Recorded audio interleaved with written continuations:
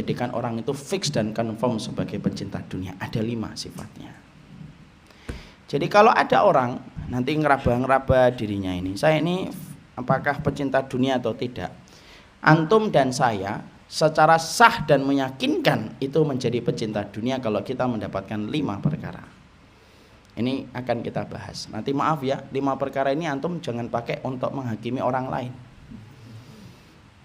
Antum langsung WA kakak antum, bang dari kajian kita hari ini bang kelihatannya abang itu budaknya dunia.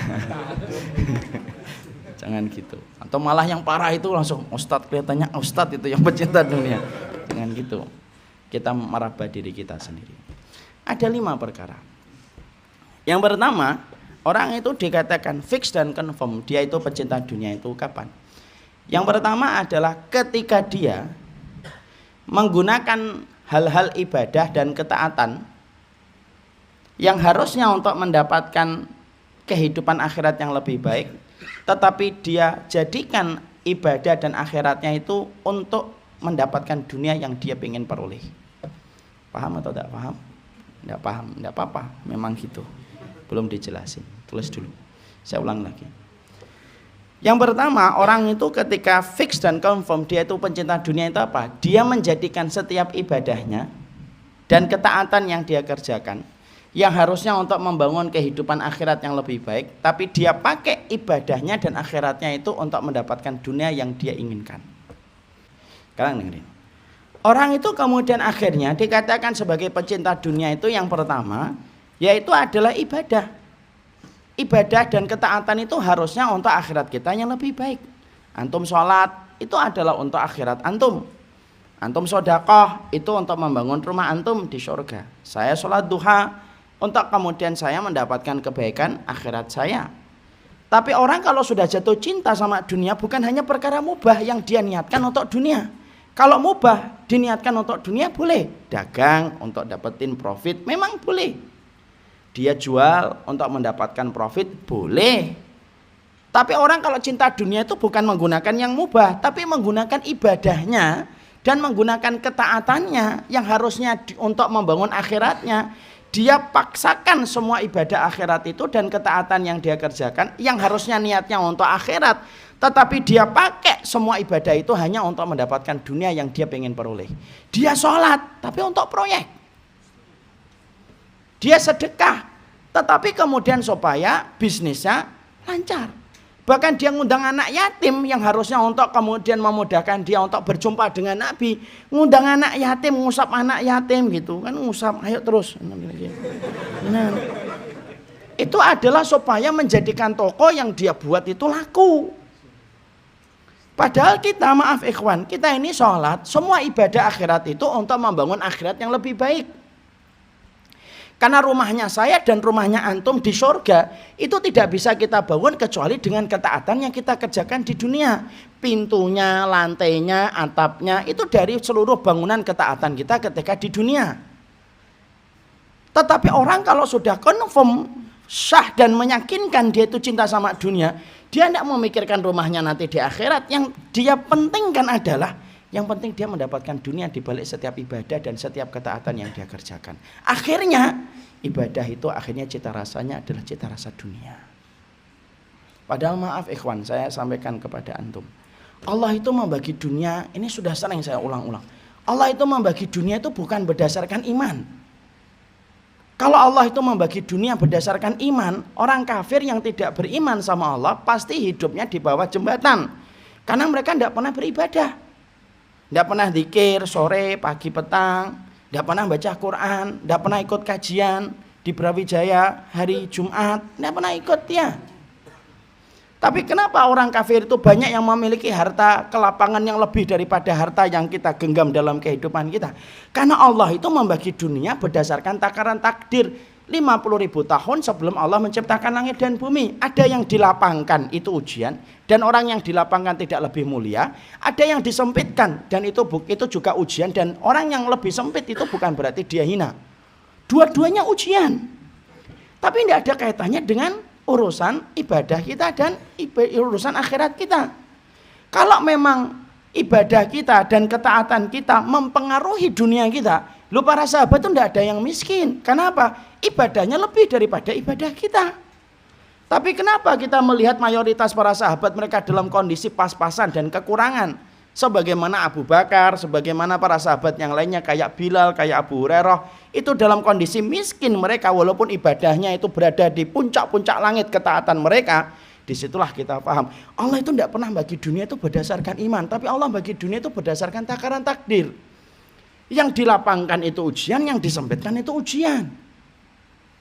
Kalau antum dan saya sudah tahu bahwasanya Allah itu menjamin dunia kita, ada yang dilapangkan, ada yang kemudian disempitkan. Kenapa kita harus merusak niatnya untuk dunia? Padahal itu sudah dijamin oleh Allah. Maaf ya ikhwan, antum misalkan rezeki antum 10 miliar.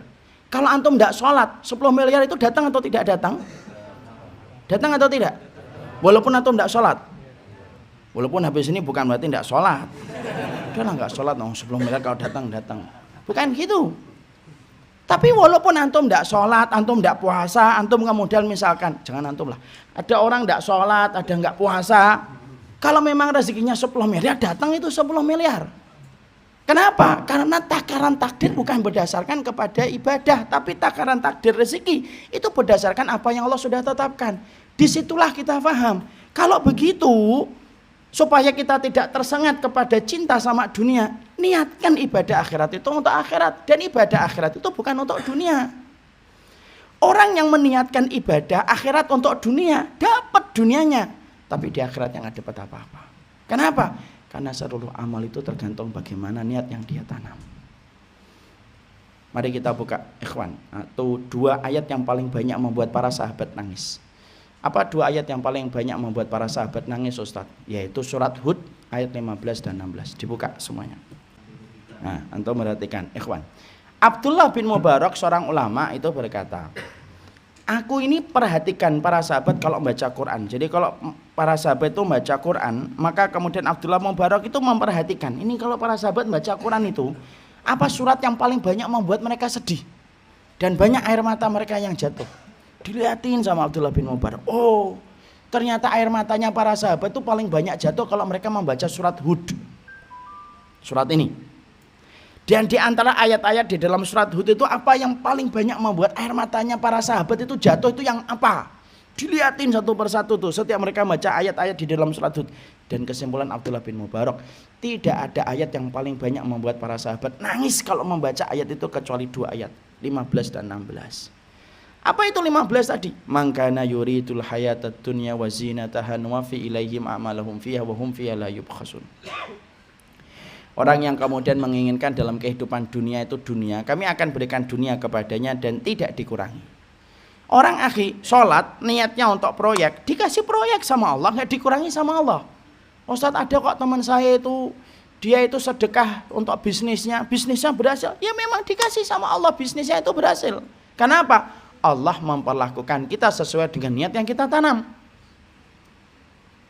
La yubkhasun, tidak dikurangi oleh Allah. Ada orang kemudian sholat tahajud supaya kemudian tokonya laku. Ya tokonya laku, dikasih sama Allah. Dan Allah mengatakan apa? Nuwafi ilaihim a'malahum fiha wa hum fiha la yubkhasun. Allah menyampaikan, kami kasih sesuai dengan apa yang mereka inginkan dari dunia itu, dan kami tidak mengurangi sesuai dengan apa yang mereka usahakan. Itu kata Allah. Cuma ayat ini tidak berdiri sendiri ikhwan. Ayat ini disambung dengan ayat yang ke-16. Apa ayat 16-nya? Teruskan. Itulah orang-orang yang tidak memperoleh di akhirat kecuali neraka, dan lenyaplah di akhirat itu apa yang telah mereka usahakan di dunia, dan sia-sialah apa yang telah mereka kerjakan. Tuh, ayat 16-nya. 16-nya apa? Ulaika alladzi laisa lahum fil akhirati ilan nar wa habita ma sana'u fiha wa batilum ma kanu ya'malun. Orang-orang yang semacam itu sudah dikasih balasannya dan ganjarannya di dunia, di akhiratnya enggak mendapatkan apapun kecuali neraka. Sia-sia apa yang mereka lakukan, batil atas apa yang mereka usahakan. Jadi kalau ada orang kemudian sholatnya untuk mendapatkan kesuksesan dalam bisnis, bisa jadi nanti ketika di pengadilannya Allah timbangan ditegakkan, pengadilan Allah sudah mulai dijalankan, maka dia kaget, loh Kok sholat saya tidak ada yang cantel itu di dalam timbangan saya ya Allah? Lu sholat saya kemana? Allah jawab, nah sholat kamu kan untuk proyek. Dan aku sudah jadikan proyek kamu berhasil kan? Saya dakwah tiap hari, kok nggak ada ini, kok nggak ada nih, tiap hari saya dakwah kok malah nggak ada di dalam timbangan ini. Allah menyampaikan, lu kan niat pertama kamu untuk dakwah itu kan untuk cari kekayaan. Sudah aku kayakan kan dirimu dengan apa yang kamu kemudian terima. Ada orang nanya, loh saya sholat duha tiap hari, kok sholat duhanya nggak ada di dalam mizan kebaikan saya ya Allah? Allah jawab, loh sholat duhamu itu kan supaya kemudian ketika kamu lagi merintis bisnis, bisnismu sukses. Lu kan sudah aku jadikan bisnis kamu sukses di dunia. Emang kamu lupa kamu ini sukses dalam bisnisnya ketika di dunia? Dan akhirnya apa? Tidak mendapatkan apapun kecuali balasannya neraka yang dijanjikan oleh Allah ketika kemudian dia meniatkan dengan apa yang dia datangkan selain Allah. Allah itu berinteraksi sesuai dengan niat yang kita tanam, ikhwan. Kalau saya dakwahnya niat pertama saya adalah untuk kemudian kekayaan, ya dikasih kekayaan sama Allah. Kalau antum kemudian puasa sunnah, antum sholat tahajud dan lainnya itu supaya kemudian antum mendapatkan sekeping dari kenikmatan dunia, dikasih sama Allah. Tapi ingat ya, di akhiratnya nggak dapat apa-apa. Kenapa? Sudah disegerakan oleh Allah di dunia.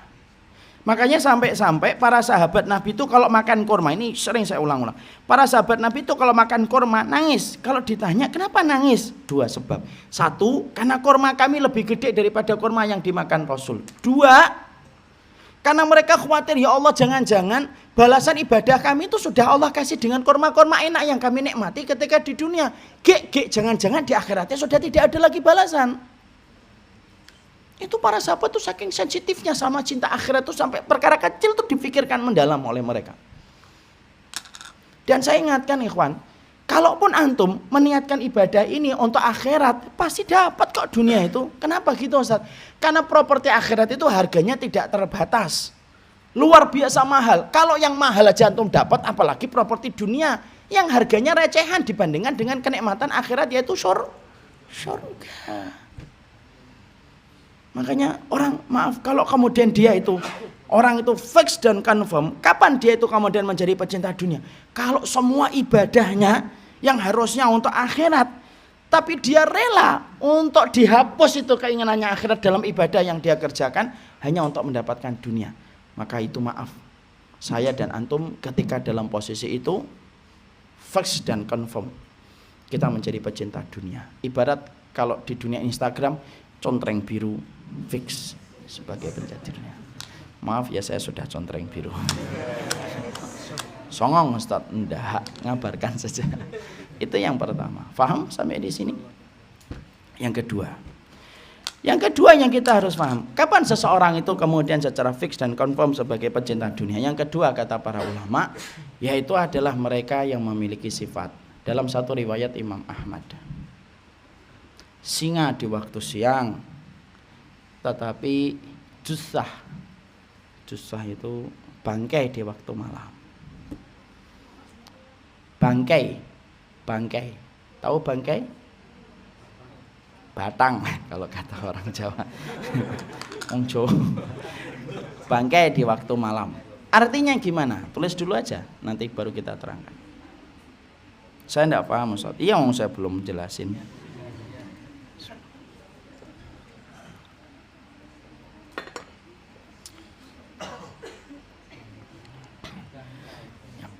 Bangkai, BANGKAI,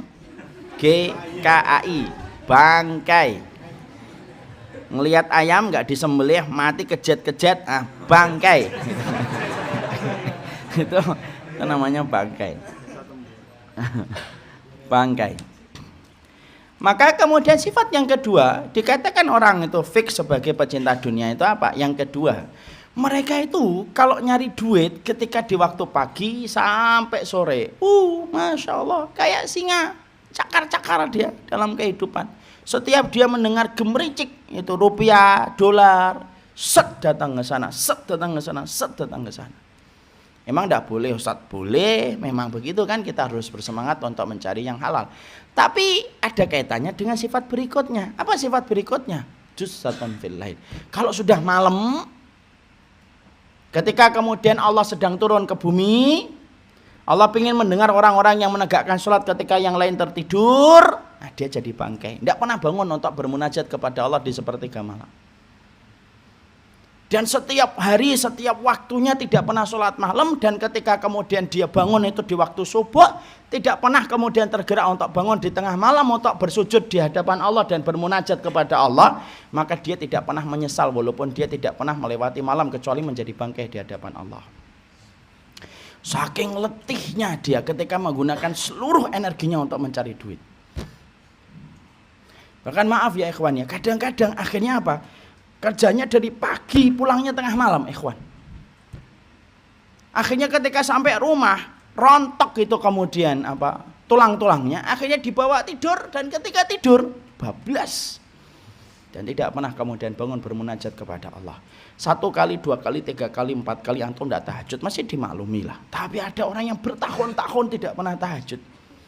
Hanya disebabkan karena keletihan dia ketika menjadi singa di waktu siang.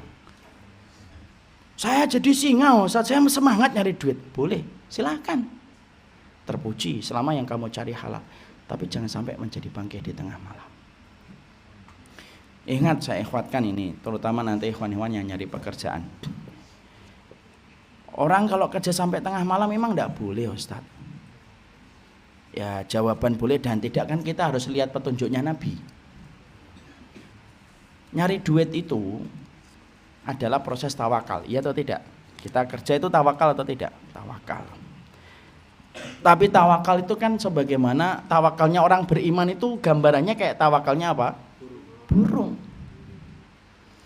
Tawakal burung itu gimana? Taqdu himason wa taruhu bitanan. Perginya pagi kosong, sore harinya pulang penuh. Yang disebutkan Nabi apa? Pagi perginya, sore pulangnya. Berarti berapa jam? 10 sampai 12 jam. Mentoknya itu 12 jam. Itu yang kita lupa. Kadang-kadang kita berkata, loh saya kerja ini kan tawakal Ustaz. Betul. Tapi sampai tengah malam. Burung apa yang pulang tengah malam? Burung hantu. Takarannya kan pergi pagi pulang sore. Akhirnya karena sibuknya kemudian dia itu kemudian apa? Akhirnya kelelahan dan keletihan.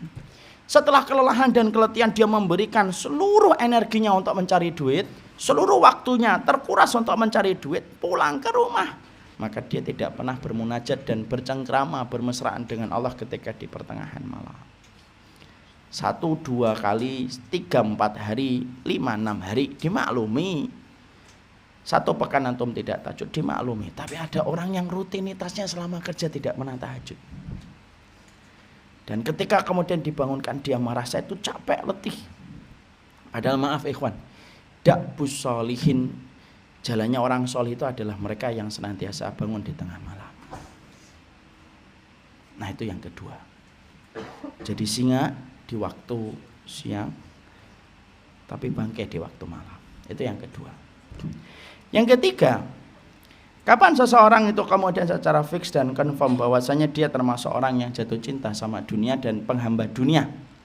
Maka yang ketiga adalah ketika dia tidak lagi memperdulikan mana yang halal dan mana yang haram. Sudah peduli pokoknya. Apapun makanan itu, apapun harta, selama kemudian dia mendapatkan, maka dia tidak peduli mana halal dan haram. Makanya maaf ikhwan, yang kita harus mengerti adalah, yang kemudian harus kita pahami adalah makanan dan harta di dalam Islam itu pengaruhnya besar. Keimanan saya, kebaikan antum dalam takwa itu sangat tergantung dan terpengaruh dengan masalah makanan yang kita konsumsi. Dan jangan diremehkan masalah harta. Harta itu kaedahnya cuma 2. Kalau kemudian hartamu halal, hisabnya panjang. Kalau kemudian hartamu haram, adabnya pedih. Kaedahnya harta itu cuma 2 ini tok. Dan masalah harta itu sangat menentukan bagaimana kebaikan kita. Dan orang yang makan haram itu susah untuk membayangkan karirnya di surga. Makanya Nabi Adam, beliau dikeluarkan dari surga itu bukan karena berzina, bukan karena membunuh, bukan karena melakukan tindakan-tindakan yang mungkin tampak besar di kehidupan dosa, enggak. Yang dilakukan Nabi Adam itu hanya makan buah yang diharamkan oleh Allah, satu gigitan tok. Tapi itu pun Allah sudah mengeluarkan Nabi Adam dari surga, turun ke dunia, hanya satu gigitan tok, belum sempat nambah, enggak sampai 2 kilo, hanya satu gigitan tok. Masya Allah ya, saya baca itu merinding ketika membaca penjelasan dari para ulama. Satu gigitan tok, karena proses Nabi Adam ketika itu makan kemudian baru ngunyah. Dalam beberapa riwayat Israiliyat diterangkan Hawa itu sudah masuk beliau, dia sudah masuk, Nabi Adam itu baru mau dimasukkan, maka langsung Allah berikan hukuman kepada Nabi Adam, diturunkan dari surga menuju ke dunia. Masya Allah, itu bayangkan perbandingannya surga dunia loh akhi. Kalau kemudian perbandingannya tempat-tempat di dunia masih bisa kita maklumi, gara-gara makan buah dia pindah dari Pondok Indah ke Bantar Gebang, itu masih kita pahami ya kan? Ini Allah nggak kemudian mengatakan Pondok Indah ke Bantar Gebang, dari surga menuju ke dunia. Dari situlah kemudian akhirnya para ulama itu mengatakan memasukkan yang halal dalam kehidupan mulut dan perut kita itu salah satu indikator kefahaman kita terhadap ajaran Rasul. Karena ajaran Nabi itu intinya, kata Imam Ibnu Rajab, intinya 3. 1, jaga niat di dalam kita berkata dan berbuat. 2, jaga ilmu setiap kita berkata dan ketika kita melakukan ibadah. Yang ketiga, jaga makanan kita dari yang haram dan yang syubhat. Orang kalau sudah jatuh cinta sama dunia, enggak peduli dia. Haram aja susah kok, nggak mau ngomongin yang halal-halal. Makanya konsepnya mereka itu enggak paham sama orang yang kemudian mereka itu kemudian menghindari yang haram. Enggak bisa dia, akalnya enggak nyampe, imannya enggak nyampe. Makanya orang kalau jatuh cinta sama dunia, berbicara dengan hambanya akhirat yang dia menampik perkara syubhat dan haram, dia enggak nyampe. Saya tuh heran deh sama kamu, sudah enak kayak gitu malah pergi, malah resign. Kenapa kamu ini? Kan selalu begitu. Kenapa? Karena kemudian arah kompas hidupnya itu sudah beda. Yang satu pengen menyelamatkan akhiratnya, yang satu tidak butuh akhiratnya. Makanya yang ketiga, orang kalau sudah fix dan confirm sebagai pencinta dunia itu apa? Semuanya tidak dia pedulikan, ikhwan. Kenapa? Yang penting dia mendapatkan harta. Padahal maaf ya, ini terutama yang laki-laki, ikhwan. Antum ngambil 2 juta haram, antum bawa ke rumah, antum suapkan itu kepada istri antum dan anak antum. Akibat dari itu, dari 2 juta yang haram yang kita suapkan, impactnya itu, dampak buruknya itu jauh lebih besar daripada kenikmatan 2 juta yang kita peroleh. Itu harta haram itu kayak gitu. Makanya maaf ikhwan, sampai kita mendapati, sampai kita menjumpai Rasulullah SAW. Ada Hasan itu masuk ke rumahnya Rasulullah, kemudian ngambil kurma zakat. Keluarganya Nabi itu nggak boleh makan zakat, keturunannya. Maka ketika masuk kemudian makan uang zakat, masa kurma zakat itu, Nabi tahu, loh makan zakat, kurmanya dipotong tuh. Masih kecil, belia sekitar 3 atau 4 tahun saat itu Hasan itu. Dipukul Rasulullah, diroga-roga sampai muntah itu Hasan. Kenapa sampai Rasulullah kemudian mengeluarkan kurma dari mulutnya Hasan? Padahal masih belia, belum terkena beban hukuman kalau kemudian dalam hukum Islam itu. Karena masih belia.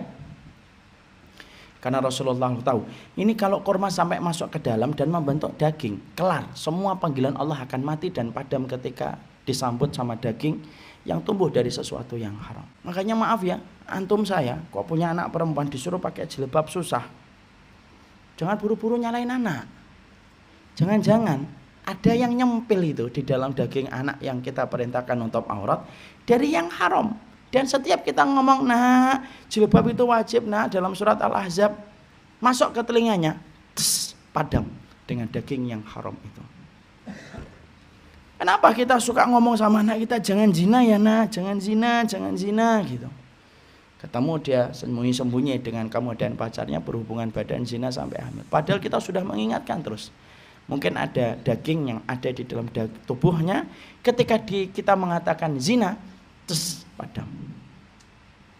Makanya sampai para ulama itu apa? orang kalau ingin dapat anak solih tapi makanannya tidak pernah bersih dari yang haram, itu mustahil akan dia dapatkan anak yang solih. Nah, makanya apa? Yang ketiga itu, dia nggak peduli, dia halal haram nggak peduli, dan dia tidak pernah kemudian mengkaji tentang mana itu halal dan mana haram. Semuanya tampak sama. Kalau orang sudah kemudian dikatakan ini haram, nggak peduli, ya berarti itu fix dan confirm dia pencinta dunia. Nomor 3. Paham sampai di sini?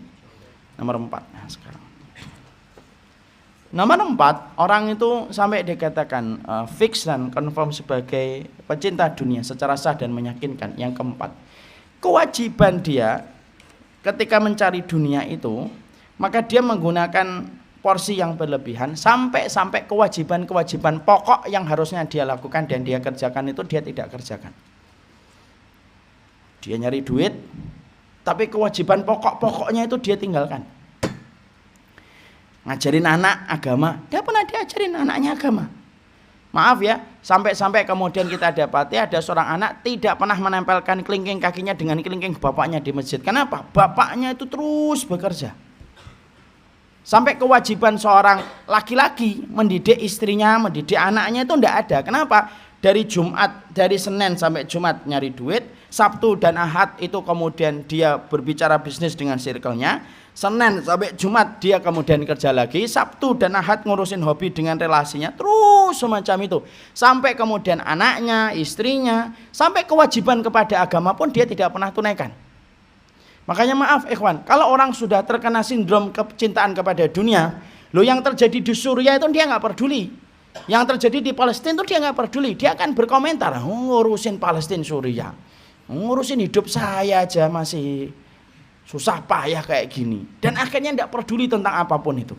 Agama Allah itu apapun yang menimpa, dia tidak kemudian mendapatkan perhatian dari dirinya. Kenapa? Sudah terkena sindrom mencari dunia tidak ada habis-habisnya. Sampai kewajiban pokoknya itu tidak pernah dia tunaikan. Nelpon bapaknya atau kemudian sama ibunya, berbakti sama orang tuanya, semuanya menjadi terbengkalai. Semuanya menjadi kemudian tidak terlaksanakan itu. Atas nama membela kepentingan dan alibi dia supaya dia dibenarkan ketika mencari duit. Intinya cuma di situ doang. Masya Allah itu. Makanya kadang-kadang sampai kita jumpai ada orang tua itu tidak pernah ngajarkan hal-hal masalah sederhana sama anak itu, ya karena sibuknya dia orang tua itu untuk nyari duit gitu. Sampai dalam masalah-masalah hal yang sederhana itu tidak pernah dia ngerti. Maaf ya, 2 pekan lalu mungkin saya itu sholat Jumat di satu kompleks saya. Ada yang sholat Jumat itu di kompleks saya itu anak muda di samping saya itu anak kelas 12, berarti kelas berapa itu? 3 SMA. Di samping saya sholat Jumat itu main game akhi, kanan gitu, kiri gitu. Saya itu mau ngingetin, tidak bisa lah saya ngingetin. Kalau saya ngingetin saya batal sholat Jumatnya. Idza qulta li sahibika ansit wal imamu yaktubu faqad lagauta. Kalau kamu mengingatkan temanmu untuk diam ketika khatib sedang berbicara, kamu batal. Saya lirik aja gitu.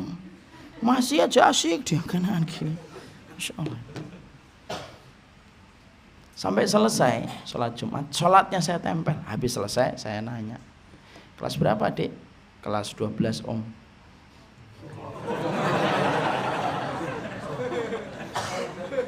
Masuk Pak D, kan gak mungkin.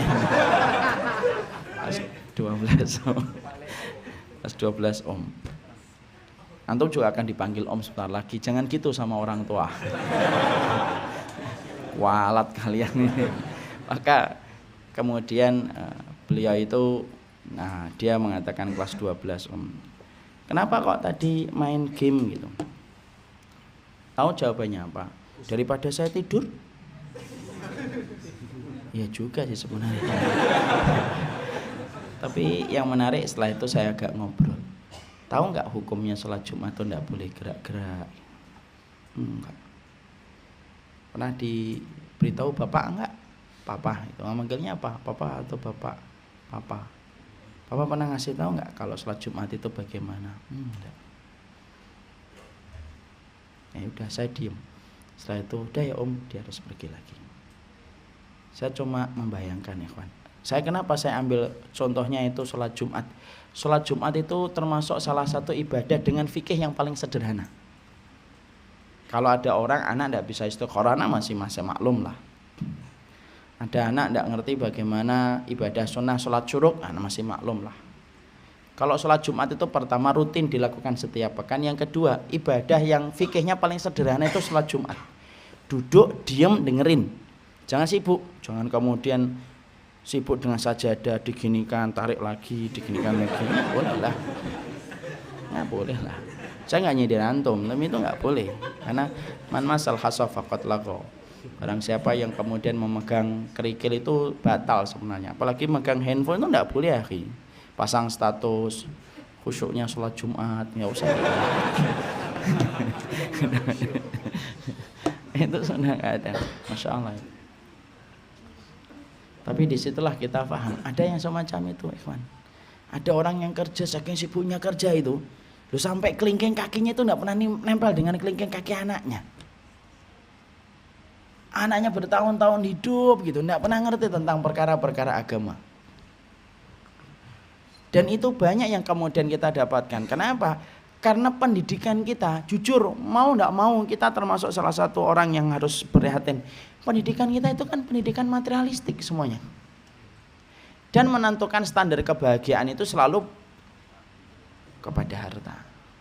Makanya kemudian yang keempat itu apa? Saking sibuknya nyari duit, kewajiban pokoknya itu tidak pernah dia tunaikan. Pernah nggak kita dapatnya ada orang sudah ngomongin proyek itu, saking ngomongin asiknya ngomong proyek, itu bicara agama, itu bicara Palestina aja tidak peduli dia. Ya ada Palestina gini-gini. Kenapa ada Palestina? Sudahlah itu urusan internal negara mereka. Tapi ketika bicara proyek, luar biasa semangatnya. Kalau bicara bisnis dan profit, luar biasa. Tapi kalau sudah bicara tentang agama, dia nggak peduli. Maka itu fix secara sah dan meyakinkan. Kalau ada yang semacam itu berarti dia adalah pecinta dunia. Dan yang kelima, yang terakhir, orang itu secara sah dan meyakinkan itu adalah sebagai pecinta dunia itu apa? Yaitu adalah ketika dalam harta yang dia dapatkan dan harta yang dia peroleh, maka dia begitu berat untuk mendermakan harta itu di jalan-jalan Allah. Infaknya, sedekahnya, zakatnya, susah keluar dari kantongnya, susah keluar dari hartanya. Karena beratnya dia ketika mendapatkan harta itu untuk dia dermakan di jalan Allah. Maka 5 perkara inilah yang menjadikan akhirnya orang itu kalau memiliki sifat-sifat ini, berarti dia secara sah dan meyakinkan itu sebagai pecinta dunia. 1, kalau ibadah yang harusnya dia niatkan untuk akhirat, dia niatkan untuk dunia. 2, yaitu adalah ketika dia menjadi singa di waktu siang tetapi mayat di waktu malam, bangkai di waktu malam.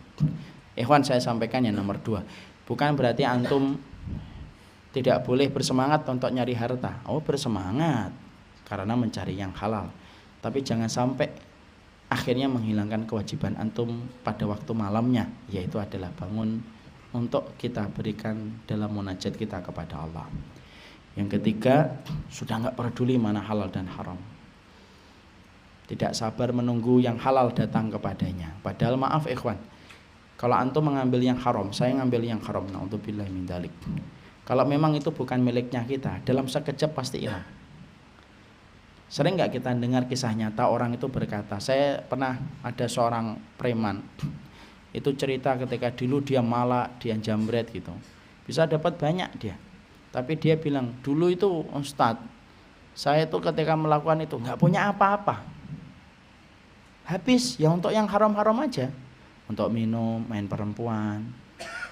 Bertahun-tahun saya kayak gitu. Tapi setelah saya tinggalkan, saya bisa beli motor nyicil, saya belum kemudian beli perabotan yang dulu tidak pernah saya beli. Masya Allah. Berarti yang haram, ikhwan, antum saya ngambil haram itu bukan berarti akan mendekatkan rezeki. Kalau itu nggak rezeki kita, dalam hitungan menit Allah akan mencabut kembali harta itu. Karena sesungguhnya apa? Orang kalau sudah cinta sama dunia itu tidak peduli halal dan haram. Antum maaf ya ikhwan, ngambil riba, antum sangka dapat 1 juta dari riba. Kalau itu 1 juta bukan miliknya kita, maka 1 juta itu akan hilang. Kalau enggak hari ini, besok. Kalau enggak besok, lusa. Kenapa? Karena memang hakikat 1 juta ini bukan milik kita. Yang haram itu tidak akan pernah mendekatkan rezeki, sebagaimana yang halal itu tidak pernah menjauhkan rezeki. Makanya orang kalau fix dan confirm cinta sama dunia itu yang ketiga semacam ini. Yang keempat, melupakan kewajiban-kewajiban besar pokok di dalam agama. Sama orang tuanya, sama agama. Sholatnya berantakan. Duhur di waktu asar, asar di waktu maghrib, maghrib di waktu isya, isya di waktu duha,